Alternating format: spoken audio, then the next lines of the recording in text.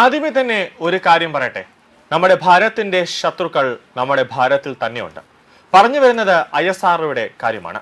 ഡോവൽ തിരുവനന്തപുരത്ത് ചെവി അറിയാതെ തിരുവനന്തപുരത്ത് എത്തിയത് പഴവങ്ങാടിയിൽ നിന്ന് ചിപ്സ് വാങ്ങാനല്ല, ഇസ്രോയിലെ ആ ചാരൻ ആരാണെന്ന് കണ്ടുപിടിക്കാനാണ്. PSLV തുടർച്ചയായി തകരാറിലാകുന്നത് ടെക്നിക്കൽ പ്രശ്നം കൊണ്ടല്ല. അകത്താരോ ഒരു ചാരൻ ISROയും VSSCയും ഒക്കെ തകർക്കാനായിട്ട് ഒരു പണി അവിടെ നടത്തുന്നുണ്ട്. VSSCയുടെ ഉള്ളിൽ തന്നെയുണ്ട് ആ കഥയിലെ നായകൻ, അല്ലെങ്കിൽ ആ കഥയിലെ വില്ലൻ. കേരളത്തിന്റെ അയൽ സംസ്ഥാനക്കാരനായ ഒരു നോൺ മലയാളി മുതിർന്ന ഉദ്യോഗസ്ഥൻ 2025 മെയ് 18 PSLV-C 61 പൊട്ടി വീണപ്പോൾ ഫാക്ട് ഫൈൻഡിംഗ് കമ്മിറ്റി യഥാർത്ഥ കാരണം കണ്ടെത്തി. കൃത്യമായ പരിഹാരവും എഴുതി വെച്ചു. പക്ഷേ ആ റിപ്പോർട്ട് മുകളിലേക്ക് പോകും മുമ്പേ ഈ കൈകൾ തിരുത്തി എഴുതി. അതേ തിരുത്തിയ ശുപാർശ വെച്ച് പുറത്തിറക്കിയതാണ് 2026 ജനുവരി 12 C-62. അതിന്റെ ഫലം എന്താണ്? മൂന്നാം ഘട്ടത്തിൽ തന്നെ അതേ തകർച്ച, അതേ പാളിച്ച. DRDOയുടെ അതീവ രഹസ്യ ചാര ഉപഗ്രഹം അന്വേഷ ഉൾപ്പെടെ 16 ഉപഗ്രഹങ്ങൾ കടലിൽ ചെതറി വീണു. ഇത് പിടവല്ല, കൊലപാതകമാണ്. അറിഞ്ഞുകൊണ്ട് ISROയിൽ നിന്നും ആരോ ചെയ്ത ഒരു കുറ്റകൃത്യം. ഡോവൽ എന്തിനാണ് ഇൻഡിഗോയിൽ സാധാരണക്കാരെ പോലെ എത്തിയത്? നമ്മുടെ സ്റ്റേറ്റ് ഇന്റലിജൻസിനെ പോലും, അതായത് സംസ്ഥാന ഇന്റലിജൻസിനെ പോലും അറിയിക്കാതെ ഡോവൽ തിരുവനന്തപുരത്തേക്ക് പറന്നെത്തിയത് എന്തിനാണ്? ഒരു റോക്കറ്റ് തകർന്നതിൽ രാജ്യത്തിന്റെ ദേശീയ സുരക്ഷാ ഉപദേഷ്ടാവായ അജിത് ഡോവൽ തിരുവനന്തപുരത്തേക്ക് എത്തേണ്ട കാര്യമുണ്ടോ? ഒന്ന് ചിന്തിച്ചാൽ തന്നെ നമുക്ക് മനസ്സിലാവും. പക്ഷേ പ്രശ്നം അതീവ ഗുരുതരമായതുകൊണ്ടാണ് നരേന്ദ്രമോദി അജിത് ഡോവലിനെ തിരുവനന്തപുരത്തേക്ക് പറഞ്ഞു വിട്ടത്. എന്താണെന്ന് അന്വേഷിക്കാൻ.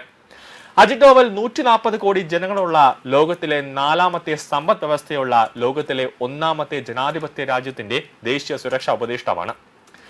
ചുറ്റിലും ചൈന ഉൾപ്പെടെ പാകിസ്ഥാൻ, ബംഗ്ലാദേശ് തുടങ്ങിയ പ്രത്യക്ഷ ശത്രു രാജ്യങ്ങൾ കൂടാതെ ഇന്ത്യയെ അസ്ഥിരപ്പെടുത്താൻ സുഹൃത്ത് ചമഞ്ഞ് നടക്കുന്ന US പോലുള്ള രാജ്യങ്ങൾ, 10 കോടിയിലധികം അനധികൃത കുടിയേറ്റക്കാർ, മാവോയിസ്റ്റുകൾ, ദേശസ്നേഹമില്ലാത്തത് ഇടത് വലത് രാഷ്ട്രീയ പാർട്ടികൾ, ഇവരുടെയൊക്കെ നടുവിൽ ജീവിക്കുന്ന ശ്രീ അജിത് ഡോവൽ തിരുവനന്തപുരത്ത് വന്നു. അതും പ്രധാനമന്ത്രിയുടെ നേരിട്ടുള്ള ഉത്തരവിൽ. ചാർട്ടേഡ് ഫ്ലൈറ്റിൽ അല്ലാതെ, ആഡംബരമില്ലാതെ ഇൻഡിഗോ ഫ്ലൈറ്റിൽ 4 മഫ്തി പോലീസുകാരുടെ അകമ്പടിയിൽ മാത്രം 2 ദിവസം VSSCയിൽ രഹസ്യമായ മീറ്റിംഗ്, ഇരുചെവി അറിയാതെ. ഒരു ഫോട്ടോ പോലും പുറത്തു വന്നിട്ടില്ല. അതിന് ഒരേ ഒരു അർത്ഥമേ ഉള്ളൂ. ഇതിനെ ISROവിനി റോക്കറ്റ് ഫെയിലറായല്ല, ദേശീയ സുരക്ഷാ ഫെയിലറായിട്ടാണ് കേന്ദ്ര സർക്കാർ ഇതിനെ കാണുന്നത്. അതുകൊണ്ടാണ് ISROയ്ക്ക് ലോഞ്ച് അനുമതി നിഷേധിച്ചത്. അതുകൊണ്ടാണ് ഗംഗയാൻ പോലും നിർത്തിവെച്ചത്. 8281 കോടിയുടെ വിദേശ കളി. കഴിഞ്ഞ കുറച്ച് മാസങ്ങളിൽ മാത്രം ഇന്ത്യയിലെ സ്വകാര്യ ബഹിരാകാശ കമ്പനികളിലേക്ക് ഒഴുകിയ വിദേശ പണം അത് എത്രയാണെന്ന് അറിയാമോ? 871 മില്യൺ, 8281 കോടി രൂപ. ഇത് യാദൃശികമല്ല. ഇതേ സമയത്ത് തന്നെയാണ് ISROയിൽ നിന്ന് കൂട്ടരാജി ഉണ്ടാകുന്നത്. രാജിവെച്ച വിദഗ്ധർ ചേർന്നത് ഈ പണം വന്ന കമ്പനികളിൽ തന്നെ. രാജ്യം 50 വർഷം വിയർപ്പൊഴുകിയുണ്ടാക്കിയ രഹസ്യ സാങ്കേതിക വിദ്യ ഇന്ന് ആ സ്വകാര്യ കമ്പനികളുടെ കയ്യിലേക്ക് എത്തിയിരിക്കുകയാണ്. ISROയെ തകർത്ത് സ്വകാര്യ കമ്പനികളെ വളർത്താൻ വിദേശ ശക്തികളുടെ ഒരു മാസ്റ്റർ പ്ലാൻ ആണോ എന്നൊരു സംശയമുണ്ട്. കേന്ദ്രം ഈ ആംഗിളിലും അന്വേഷിക്കുന്നുണ്ട്. ഒരുത്തനെയും വെറുതെ വിടില്ല എന്ന് തന്നെയാണ് സൂചന. വേണ്ടി വന്നാൽ വീണ്ടും അജിത് ഡോവൽ ഇരുചെവി അറിയാതെ ISROയിലേക്കും VSSCയിലേക്കും എത്തും എന്ന കാര്യവും നമുക്ക് തള്ളിക്കളയാനാകില്ല.